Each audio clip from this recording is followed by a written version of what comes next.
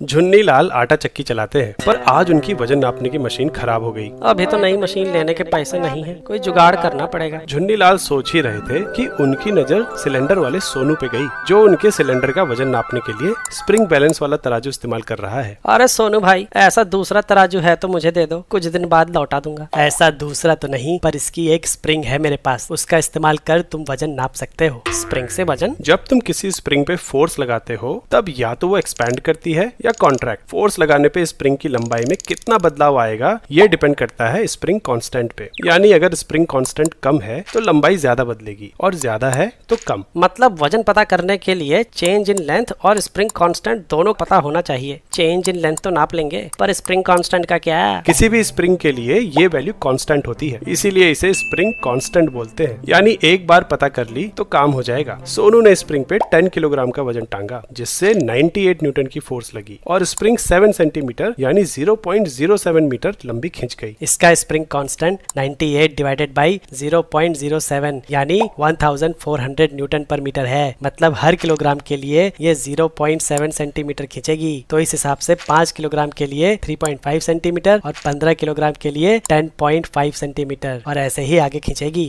यानी अब तुम एक स्केल की मदद से कोई भी वजन नाप सकते हो। लेकिन एक बात का ध्यान रखना, बहुत ज्यादा खींचने पर स्प्रिंग परमानेंटली डिफॉर्म भी हो जाती है और फिर ये इक्वेशन काम नहीं करती। इस जुगाड़ से झुन्नी लाल का काम सही चलने लगा, पर एक दिन उसके दिमाग में एक ख्याल आया। काफी ज्यादा ऑर्डर आ रहे हैं, अगर इस स्प्रिंग को 2 हिस्सों में काट दूं तो काम जल्दी होने लगेगा। झुन्नी लाल ने स्प्रिंग को बीच से काट के 2 वेइंग स्केल्स बना दिए। स्प्रिंग कांस्टेंट की वैल्यू तो कभी चेंज नहीं होती, इससे कोई फर्क नहीं पड़ना चाहिए। लेकिन कई दिनों बाद झुन्नी लाल ने हिसाब में कुछ गड़बड़ देखी। ग्राहक तो इस महीने ज्यादा आए, लेकिन पैसे पिछले महीने से भी कम बने। ऐसा कैसे? उसने पूरी बात सोनू को बताई। अरे झुन्नी लाल जी, स्प्रिंग को काटना